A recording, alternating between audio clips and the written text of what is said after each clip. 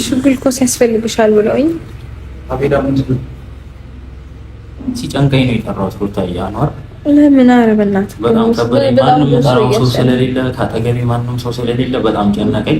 ካትሻው ደህና ነኝ አኑ አቤላ ዝም ብለህ ሰውታችን ቀልቀር ታራስ ተጨንቀ ከዚህ ወደ ምንድን ነው ምን ማለት ነው ለማለት ነው። ደህና እኮ ነኝ። ምን ሆንኩ? ደህና ትያለሽ እንዴ? ይሄ ምግብ ስላልበላሁኝ የግድ ስለሚያስፈልገኝ ነው። ለምግብ መተኪያ ተብሎ ነው እንጂ እኮ ምን አልሞትኩኝ። ደህና ናችሁ? ተረጋጉ በእግዚአብሔር። አንቺ እስክሞቼ ነው እንዴ የምትጠብቂው እንዴ? አልሞትኩኝ ብለሽ ታወሪያለሽ አሁንም በእግዚአብሔር። ኧረ ሩታ በእግዚአብሔር ለሰው እንደዛ አይደለም አቤልሽ። ይቅርታሽ ይላል አነጋገሬ። ምልክ እንደዛ ለማለት ፈልጌ ሳይሆን አትጨናነቁ። ያን ያህል የሚያስጨንቀው የሚያሰጋ ጉዳይ አይደለም ልል ፈልጌ ነው። ምግብ ምናምን እኔ ላንጣ ችግር የለውም። ይሄንን ልውሰድና መጀመሪያ ቀስ ብዬ ይቅርብ ሲሉኝ ሁሉንም ትቼ ከምንም በላይ አንተን አምኜ አንተን አይቼ ከዘመድም ሳልሆን ከጓደኞቼ ከሁለት አንድ ያጣች ሆኜ ቀረሁኝ ተለያይቼ ተዋረድከኝ ዘመድ አሳጣኸኝ አላሳዝንህም ወይ ማለት እንደሌለው ተስፋ ከረከኝ አላሳዝንህም። አቤል ምን እየሰራችሁ ነው? ምንድን ነው እየሆነ ያለው? አኗር አንተን ሲጨንቀኝ እኮ ነው የጠራሁት። አኗር በእግዚአብሔር በቃ ማንም ስለሌለ እኔ ማንም እየተረዳኝ አይደለም። ምንድን ነው ገብታችሁ ምንድን ነው የምታደርጉት? ምን ማድረግ ያለብኝ ነው? ለምንድን ነው የማታስታርቁ? አንተ የተቻለኝን ነገር አድርጌያለሁ። አኗር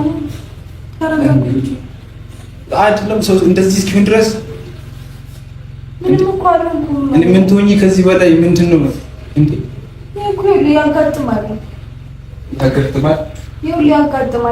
ያው ምግብ መብላት ስላልቻልኩና እኮ ምግብ መብላት አልቻልሽ ለምንድን ነው እንዴ?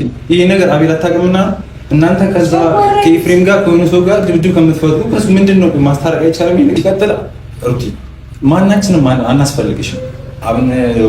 አቤላም ይሁን ኤፍሬምም ማንም ሰው አያስፈልግሽም። የሚያስፈልግሽ አንድ ሰው ነው፣ አብርሽ ብቻ ነው። ማናችንም ያንቺን ህይወት ልንሞላ አንችልም።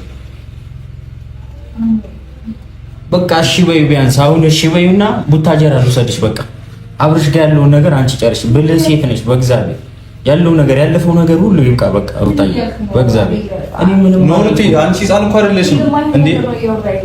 ለምንድን ነው የማይሆነው? የሚያስፈልግሽ እኮ አቤላ ወይ አኗር ወይ ሌላ ሰው እኮ አይደለም፣ አብርሽ እኮ ነው። ማንም ያስፈልግሽ። በቃ እኔ ከመጀመሪያው ይሄ ነገር ሳይፈጠር በፊት ይሄን ነገር እንዴት በቃ እኔ አውቃለሁ። አይደለማ እንደዚህ መሆን የለበትም። ሩት አንቺ ራስሽን ብቻ አይደለም ጎጆ እዚህ ጋር ማሰብ ያለብሽ። እኔ ልንገርህ አንድ ነገር ላስረዳህ። ምግብ መብላት ስላልቻልኩ ብቻ ነው ግሉኮስ የተደረገልኝ እንጂ ሌላ ነገር ተፈጥሮ አይደለም። ይሄ ነገር ደግሞ ይከሰታል። በቃ እኮ በዚህ ሰዓት ከጎንሽ መሆን የነበረበት አብርሽ ነው።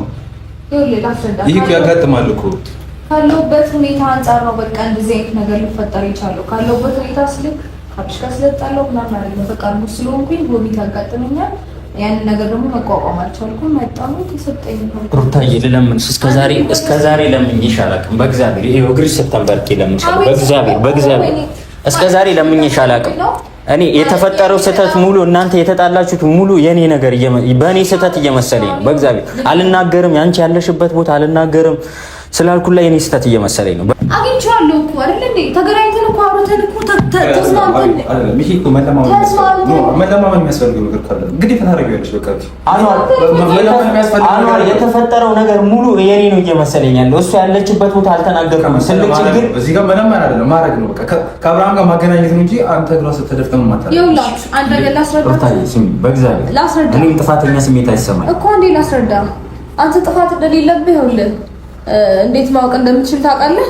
አግኝቼዋለሁ ተነጋግረን ተደዋውለን ከአንድም 2 ጊዜ ተገናኝተን አውርተን የቋጨነው ጉዳይ ነው።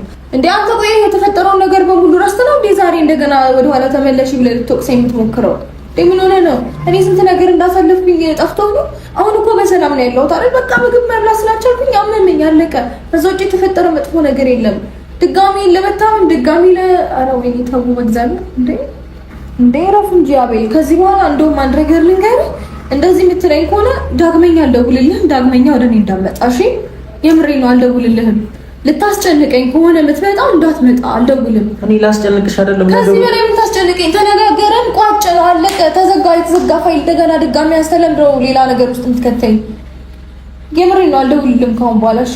እንደዚህ አይነት ነገር የምታነሳብኝ ከሆነ ድጋሚ አልደውልልህም። ላርግሽ በእግዚአብሔር። እኔ እኮ ቢጨንቀኝ ነው እንደዚህ የምልሽ። ቡታጀራ ልውሰድሽ ብልሽ ሳይገባኝ ቀርቶ እኮ አይደለም ያሳለፍሽውን ህይወት። ግን ደግሞ እኔ ጨነቀኝ። በጣም ነው እየፈራሁት ያለው። ለምንድን ነው ለእኔ እንኳን አትማታዝኑት? በእግዚአብሔር አብርሃም